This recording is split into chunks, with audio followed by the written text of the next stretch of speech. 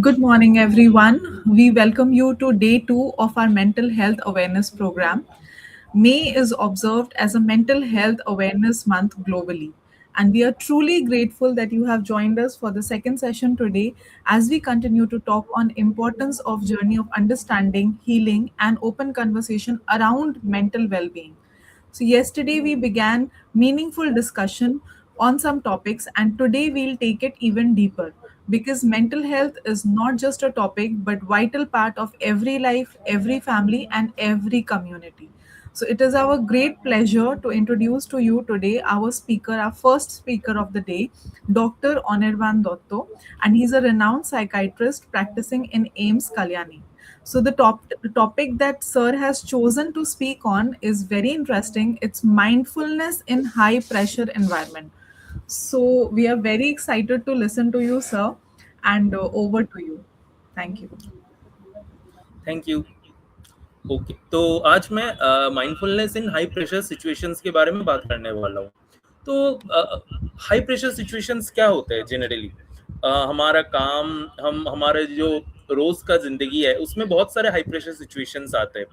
For example, अभी आप शायद कोई कॉर्पोरेट में काम कर रहे हो या हॉस्पिटल में काम कर रहे हो या कहीं भी कोई सरकारी दफ्तर कहीं पे भी काम कर रहे हो। हर रोज या तो आपका काम का नेचर ही है कि बहुत ज्यादा हाई प्रेशर है, या फिर ऐसे पीरियड्स आते हैं, समय आता है जब प्रेशर बहुत बढ़ जाता है, जब एक साथ बहुत सारे काम एक साथ करना पड़ता है, प्रेशर बहुत आ जाता है, एक साथ में मल्टीटास्किंग करना पड़ता है। सो ये सारे हाई प्रेशर सिचुएशंस है, और इसको हैंडल कैसे करें? प्रॉब्लम यही आता है कि जब हम हाई प्रेशर सिचुएशन में फंस जाते हैं, या फिर हम क्रॉनिक बहुत टाइम से हमारा एक हाई प्रेशर सिचुएशन काम में या पर्सनल लाइफ में चलता रहता है, प्रॉब्लम वो आता है कि हमारे मेंटल हेल्थ पे बहुत इफेक्ट पड़ता है। ये जैसे घर में टाइम नहीं दे पाते, ऑफिस में काम में गड़बड़ी हो जाता है, क्योंकि हम एक साथ में 3-4 चीज हैंडल करने की कोशिश करते हैं।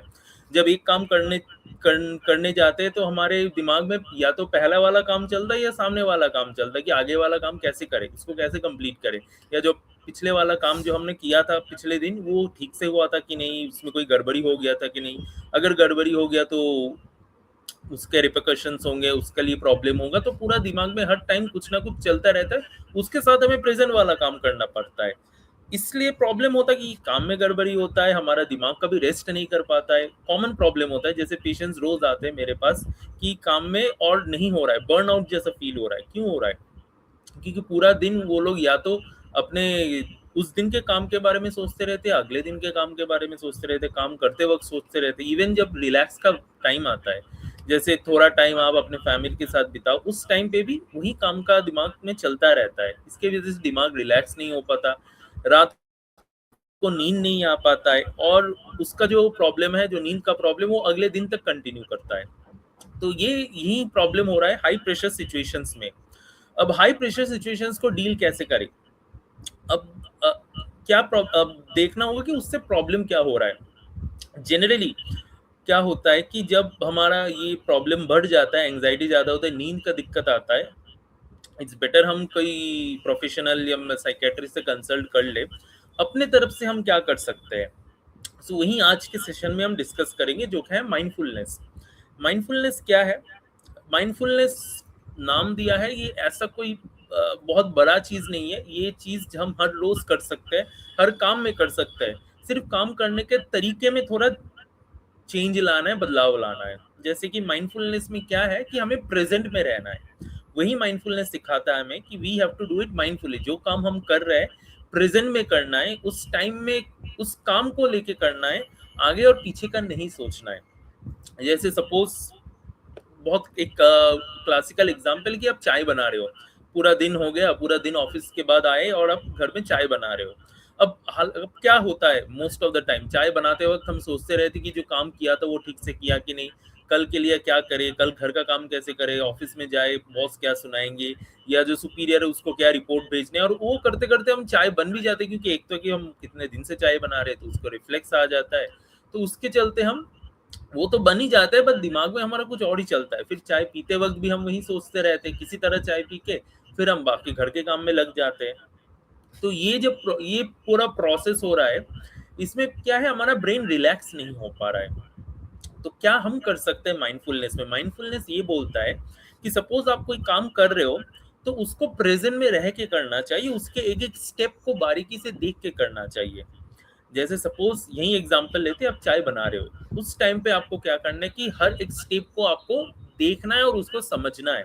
जैसे आपने चाय पानी डाला, चाय पत्ती डाली, बाकी चीज डाला, हर एक स्टेप को उसी समय सोचना है कि वो काम कर रहे हो आप। और जब आप एंजॉय भी कर रहे हो, अब जब आप ले भी रहे हो चाय, तो उस स्टेप्स को एंजॉय करना है, उसका टेस्ट को फील करना है आपको। यही माइंडफुलनेस, ये मैं एक एग्जांपल से समझाया। अगर आप काम के पर्सपेक्टिव में देखोगे तो वहां पर भी सेम है। सपोज आपको एक प्रोजेक्ट दिया गया, आप अगले 1 घंटे में एक आप शायद कोई पावर पॉइंट प्रेजेंटेशन बना रहे हो या फिर कोई नोट लिख रहे हो, तो दिमाग में आपका वही चलना होगा कि ये जो मैं कर रहा हूँ इसका क्या स्टेप है, इसका नेक्स्ट स्टेप क्या है, ये मैंने कैसे किया और इसको कैसे आगे बढ़ाना है। ना कि आप अगले दिन का क्या, या उस काम के बाद क्या करने वाले हो, या उस काम से पहले क्या हुआ था उसका प्लानिंग, ये सब नहीं करके उसी मोमेंट में हमको फोकस करना है। तो जैसे हम उसी मोमेंट में फोकस करेंगे और उसी काम को एंजॉय करने लगेंगे, स्टेप्स को एंजॉय करने लगेंगे, हमारा कंसंट्रेशन बढ़ेगा, गलती होने का चांस कम होगा क्योंकि हमारा पूरा ध्यान उस काम में है। दिमाग को भी थोड़ा रेस्ट मिलेगा क्योंकि एक टाइम पे आप एक ही काम पे फोकस कर रहे हो, तो ब्रेन विल बी रिलैक्स्ड। क्योंकि अभी तक आपका आपका आप, आदत है कि आप मल्टीटास्क करते हो, हर काम 3-4 काम या फिर 3-4 काम का थॉट्स एक साथ चलता है दिमाग में। बट माइंडफुलनेस बोलता है कि जब भी आप एक काम करोगे तो उसी काम में ध्यान दो, उसके बाद जब नेक्स्ट काम करोगे फिर उस काम पे शिफ्ट हो जाओ। इससे क्या है कि आपका जो मल्टीटास्किंग, जो टोटल डे में जो है वो भी इम्प्रूव होता है, एक काम पे जो आप फोकस कर पाते हो वो इम्प्रूव होता है। और ये सिर्फ काम के लिए सीमित नहीं है, इट्स नॉट दैट कि आप सिर्फ जब आप काम ही करोगे तभी आपका वो जब जब तक आप काम करोगे तब तक आपको वो करना है। ये आप बाकी टाइम पे भी कर सकते हो, जैसे जैसे मैंने एग्जांपल दिया था एक चाय बनाने का, और भी है। सपोज आप रात को वॉक में जा रहे हो, तो वॉक में जाते वक्त आपको ऐसा नहीं करना है कि जो अगले दिन का प्लानिंग करना है या कानों में कुछ बजा के जाना है, आपको वो पार्ट स्किप नहीं करना, आपको वो एंजॉय करना है। वो ब्रीज, वो जो आसपास के जो नज़ारे हैं, सीनरीज है, वो वॉक, वो लेन, वो जो आप एक्सरसाइज कर रहे हो, जो उस टाइम पे आप इवन वॉक भी कर रहे हो 10 मिनट 15 मिनट के लिए, आपको उस प्रेजेंट उस सिचुएशन में रहना है, ना कि आगे और पीछे का सोचना है। ये एक चीज है। दूसरा ही माइंडफुलनेस क्या बोलता है, माइंडफुलनेस एक और चीज भी बोलता है कि हमें अपने थॉट्स और अपने इमोशंस को सेपरेट करके देखना सीखना होगा। जैसे कि आप बैठे और आपके दिमाग में बहुत सारे थॉट्स आते हैं, और जनरली हम थॉट्स और इमोशंस को एक साथ ही इक्वेट करते हैं। जैसे कि आपके वर्क में आपके बॉस ने आपको या सुपीरियर ने आपको डांट दिया है, आप घर आके चाय बनाते वक्त या वॉक करते वक्त वो सोच रहे हो और आपको बुरा लग रहा है। क्यों? क्योंकि आपने जो थॉट है कि आपके सुपीरियर ने आपको कुछ बुरा बोला या डांटा, और उसके साथ आपको जो बुरा लगा, ये दोनों इमोशंस एक साथ है, इसलिए दोनों एक साथ आते हैं। हमें माइंडफुलनेस क्या बताते हैं कि हमें न्यूट्रल ऑब्जर्वर की तरह देखना है, हमें दूर से थॉट और इमोशन को अलग करना है। कि ये एक जो इंसिडेंट हुआ कि मुझे मेरे काम के लिए बुरा बोला गया, वो एक चीज है, और इमोशन कि उसके लिए मुझे बुरा लग रहा है, ये दोनों अलग चीज है, दोनों एक चीज नहीं है। दोनों को आपको अलग से देखना होगा, एक न्यूट्रल पर्सपेक्टिव से आपको देखना है कि इमोशन नेगेटिव इमोशन है, आपको एक्नॉलेज करना होगा कि हाँ, ये जो नेगेटिव इमोशन है, जो बुरा लगने की वजह से आ रही है, ये जेन्युइन है, सबको लगता है, मुझे भी लगा। लेकिन आपका थॉट को अलग रखना होगा कि मुझे ये प्रॉब्लम हुआ क्यों, उसके बारे में सोचना होगा, रैदर देन उस बुरा लगना ही पूरा दिन। वो थॉट जब भी आए, अगर आपको बुरा लगे तो आप उसको सेपरेट नहीं कर पा रहे हो। सेपरेट करके आपको एक न्यूट्रल पर्सपेक्टिव से उस चीज को सोचना होगा। उससे फायदा क्या होगा, एक तो है कि जब आप उस दोनों इमोशन और आपके थॉट को अलग रख के सोचते हो, आपको समझ आता है कि नहीं, मुझे बुरा लग रहा है, वो इमोशन है, लेकिन थॉट को आप अलग से रख सकते हो। और वो चीज हुआ क्यों, वो इंसिडेंट क्यों हुआ, आपको आपके सुपरवाइजर ने आपको क्यों आपको आपसे क्यों ऐसा बात किया, वो आप देख सकते हैं कि उसमें आपकी कोई प्रॉब्लम है या कोई सिस्टम का प्रॉब्लम है या उनका प्रॉब्लम है। इन सबको आप अलग से एनालिसिस कर सकते हो। बट अगर जब भी वो इमोशन आ जाते हैं उसके साथ, तो वो एनालिसिस पार्ट नहीं होता है, आप उस चीज को अच्छे से डिकोड नहीं कर पाओगे, और इससे प्रॉब्लम क्या होगी, वो बार बार रिपीट होता रहेगा, आपको समझ नहीं आएगा, और आपको वो बुरा फीलिंग हर टाइम आता रहेगा जब भी वो थॉट आए। तो माइंडफुलनेस यही बोलता है हमें कि हमें न्यूट्रल ऑब्जर्वर बनना है, और अपना जो थॉट है और अपना जो इमोशन है एसोसिएटेड उसके साथ, उसको अलग रख के न्यूट्रल पर्सपेक्टिव में देखना है कि वो कैसे जा रहा है। उससे फायदा होगा कि हमें एक जो थॉट है उसको एनालिसिस करने में अच्छा टाइम मिलेगा और अच्छी तरह से कर सकते हैं, ताकि उस पे हम काम कर सके rather देन इमोशन पे काम करना, क्योंकि इमोशन तो सिर्फ यही है। इमोशन तो उस थॉट का जो टाइम में फिक्स हुआ था वही आता रहेगा। जब तक आप इमोशन को सेपरेट नहीं कर पाओगे तब तक आप थॉट पे काम नहीं कर पाओगे। तो यही मोस्टली माइंडफुलनेस का जो इम्पोर्टेंस है। इससे क्या क्या फायदा हो सकते हैं हमें हमारे काम में हाई रिस्क प्रेशर सिचुएशन में स्पेसिफिकली, जैसे कि हम चीजों को एक साथ एक चीज one thing at a point करेंगे तो हमारा कंसंट्रेशन बढ़ेगा और हमारा काम में जो इफेक्टिवनेस है वो भी अच्छे से बढ़ेगा। दूसरा क्या हो सकता है, दूसरा ये हो सकता है कि जब जैसे कोई भी सिचुएशन आता है एडवर्स हाइपर सिचुएशन में, ये बहुत कॉमन होता है कि आप बहुत सारे काम कर रहे हो, कुछ गलती हो गया, कोई प्रॉब्लम हो गया, तो उसमें क्या आता है कि जब भी वो होता है हमारा इमोशन जो नेगेटिव इमोशन है वो झट से एक साथ आ जाते हैं और हम रिएक्ट कर देते हैं। सपोज आप किसी पे चिल्ला लिया, कोई आप पे चिल्ला लिया या आप कुछ बोल दिए, तो ये जो रिस्पॉन्स सडन रिस्पॉन्स होता है इसलिए होते हैं क्योंकि हमारा जो इंसिडेंट थॉट और वो इमोशन है वो एक साथ जुड़ा रहता है हमेशा। अगर हम इसको सेपरेट करना शुरू कर दे, उसको अलग से माइंडफुली देखें, देन हमारा एक टाइम मिलेगा उस सिचुएशन का एनालिसिस करने के लिए कि गलती हुआ वो मुझसे हुआ, सब्सटेंस हुआ, क्यों हुआ, और उसके बाद हमें अप्रोप्रिएट टाइम मिलेगा उसको अलग से देखने के लिए, और जो रिस्पॉन्स है हम उसको मॉडिफाई कर सकते हैं। शायद हमें चिल्लाना ना पड़े, शायद हम उसको एक अच्छी तरीके से किसी को कन्वे कर सकते हैं, उससे हमारा रिलेशन भी बेटर होगा हमारे हाई रिस्क सिचुएशन में, ठीक है, हाई प्रेशर सिचुएशन में। तो माइंडफुलनेस यही हमें बोलता है मेनली कि हमें प्रेजेंट में रहना है, एक चीज को वन एट अ टाइम करना है, उसको फुल्ली इन्वॉल्व होना है उस चीज में, और उस चीज को जब हम कर रहे हो स्टेप बाय स्टेप एंजॉय करना है।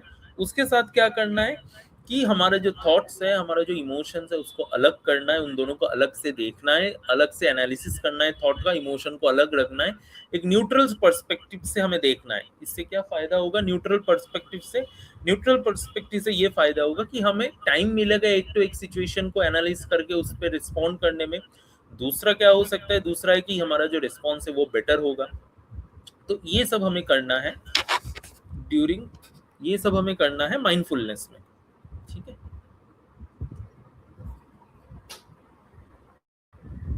अगर किसी को कोई क्वेश्चन है तो वो बता सकते हैं।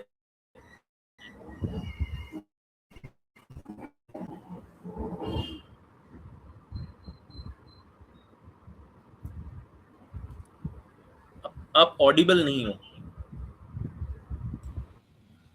Thank you, sir, for the session. We all learned something from your session, and mindfulness is something कि अगर हम अपने day to day life में apply करें, what I learned from this session is, then we all can better. It is not only about people who are suffering from some mental ailment, but it is applicable for everyone, for each one of us. अगर हम हर activity को mindful way में करें, experience करें, हर activity पे focus करें, we all will be benefiting from it. So there is one question which I would like to ask you. In fact, people would be also, connecting with this question.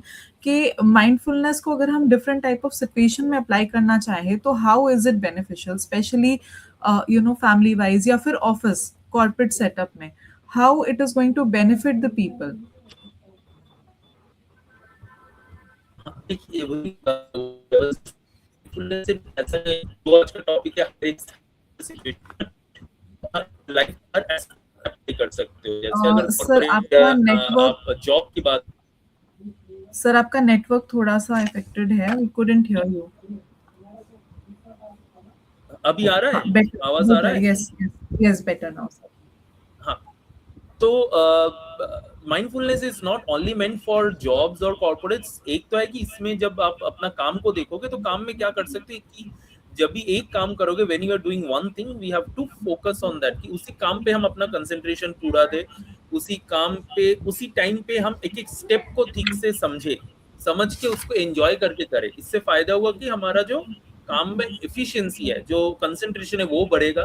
दूसरा thoughts दूसरे जगह का thoughts नहीं आएगा, और as a result हमारा productivity बढ़ेगा high pressure situation में, क्योंकि मल्टीटास्किंग एक नॉर्म बन चुकी है। एक साथ आप 5 6 7 8 काम को हैंडल करोगे तो आप बेटर हो। तो एक्चुअली में वो कभी कभी काउंटर प्रोडक्टिव भी हो सकता है कि अगर एक साथ में एक काम कर रहे हो, दिमाग में अगले काम का थॉट चल रहा है और पिछले काम ठीक से हुआ कि नहीं वो चल रहा है, तो सारे काम में प्रॉब्लम होता रहेगा और वो मल्टीप्लाई होता रहेगा। बेटर देन दैट अगर आप एक काम पे फोकस करो, उसको जल्दी करो, बट उसी जब कर रहे हो, when you are doing that time you have to focus on that, कि उसी टाइम पे उसी काम पे आप ध्यान दे रहे हो और हर एक स्टेप को अच्छे से देख रहे हो, ना कि दिमाग में चिंता करके अगले और आगे के काम और पीछे का काम। दूसरा है कि सिर्फ ऑफिस या वर्क में ही, आप घर के इवन फैमिली लाइफ में भी ये इंपॉर्टेंट अप्लाई कर सकते हो। जैसे बहुत इट्स वेरी कॉमन कि जैसे ही कोई जब हाई प्रेशर जॉब में काम कर रहा हो, फैमिली लाइफ में भी इम्प्लीकेटेड हो जाता है, घर में प्रॉब्लम होता है, कोई जाके आप घर पे आए हो और कोई कुछ बोल दे, देन आप बहुत सडनली रिएक्ट कर देते हो, क्योंकि आपके दिमाग में ये तो एक तो घर का काम का प्रेशर रहता है, आप सोचने का टाइम नहीं लेते हो। तो माइंडफुलनेस ये बोलता है कि आप ये वहां पर भी अप्लाई कर सकते हो। आप Sir, जब भी, another thing. हाँ, Yes, yes, sir. जैसे आप घर में कोई आपको कुछ बोल दे, आपको वही बोल रहा हूँ कि इमोशन और थॉट को अलग लेना है, कि क्योंकि आप सामने वाला जो आपको कुछ बोल रहा है वो भी शायद कहीं ऐसे हाई प्रेशर सिचुएशन में काम कर रहा है, आपको उनका थॉट्स और उनका इमोशन भी समझना होगा। और जो जो कुछ कमेंट्स है या कोई कुछ बोल रहा है, तो उसको आपको उसके इमोशन से डिटैच करके उसको एनालाइज करना होगा कि क्यों हो रहा है, क्या कोई प्रॉब्लम हुआ है दूसरे के लाइफ में जिसके वजह से ये प्रॉब्लम, ये रिस्पॉन्स आ रहा है, और देन आपको अपना रिस्पॉन्स एडिक्वेटली मॉडिफाई करना होगा। इससे आपका फैमिली में भी प्रॉब्लम्स कम होंगे। आप कुछ बोल रहे थे? Sir, I was asking, क्या mindfulness has a role to play in our physical health as well? Yes yes, जैसे कि क्या होता है मोस्टली जब हम एंग्शियस होते हैं या हाई प्रेशर सिचुएशंस होता है, आप देखो कि फिजिकली भी आप बॉडी एक तरह से रिस्पॉन्ड करता है। जैसे कुछ आपके दिमाग में जब थॉट्स चलते रहते हैं, आपका बॉडी भी शांत नहीं रहता। कभी कभी किसी को तो ट्रेमर्स आते हैं, हाथ थोड़े थोड़े कांपते हैं, स्वेटिंग ज्यादा होता है, पैल्पिटेशन, आपको अपना हार्ट बीट भी फील होता रहता है, नहीं? तो इन सब में भी माइंडफुलनेस काम करता है कि जब आप एक चीज को ध्यान से स्टेप बाय स्टेप करोगे, जब आपका माइंड शांत होगा, आपका बॉडी भी शांत होगा, स्ट्रेस कम होगा, कॉर्टिसोल लेवल्स होता है हमारे बॉडी पे, जब ये एंग्जाइटी के टाइम ये कॉर्टिसोल लेवल पीक करता है, तो वो कम होगा, तो आपका बीट है, जो आपका ट्रेमर्स, जो स्वेटिंग है, वो की पसीना आना, ये सब भी कम होगा धीरे धीरे, और ये आपके ओवरऑल हेल्थ में बहुत इम्प्लीकेट करेगा। Sir, another question.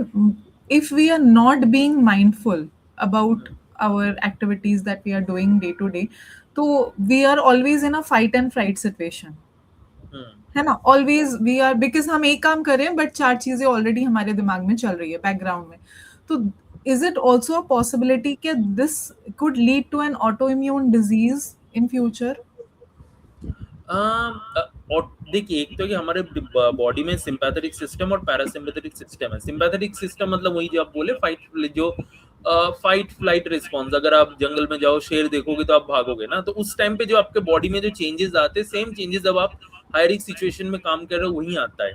और जितना आपका माइंड तेज दौड़ेगा, आपका बॉडी का सिंपैथेटिक सिस्टम भी उतना ही एक्टिवेट होगा। अब कोई भी अब पूरा दिन तो दौड़ नहीं सकते ना, आपको रेस्ट भी करना है, आपका बाकी जो पैरासिम्पैथेटिक सिस्टम उसको भी काम करने देना है। तो अगर एक सिस्टम को आप बहुत ज्यादा ओवर यूटिलाइज करोगे, आप एग्जॉस्ट हो जाओगे, बर्न आउट हो जाओगे। इसकी वजह से यही प्रॉब्लम आता है। ऑटो इम्यून डिजीज का पर से इन द सेंस उसका जेनेसिस शायद रिस्पॉन्सिबल नहीं है, कि ऐसा नहीं बोल सकते कि अगर किसी को ऑटो इम्यून आर्थराइटिस है वो प्रेशर की वजह से है। लेकिन अगर किसी को है और वो ऐसे सिचुएशन में काम कर रहा है, देन वो काउंटर प्रोडक्टिव है, वो डिजीज और बढ़ेगा, दवाई असर कम करेगा, ट्रीटमेंट में दिक्कत होगा। वो ट्रिगर करेगा बेसिकली। हाँ। Okay. Thank you so much, sir. I think we all learned something from this session, and ये ऐसा session था, I think one of the best so far, because we all learned something, और ये हमारे day to day life में बहुत important है, especially for working people, जो लोग working professional है, वो ये सब कुछ experience करते हैं। Whatever you have said, I was very keenly listening to that entire speech that you gave. ये सब कुछ बहुत relatable है, बहुत रिलेटेबल है। विद द चाय का example that you give, everything is very relatable. तो we all should learn and उसको हमारी लाइफ में अब हमको अप्लाई करना चाहिए। So thank you for your time and the knowledge that you have shared with all of us today, sir. Thank you so much. With this I will end the session. Thank you.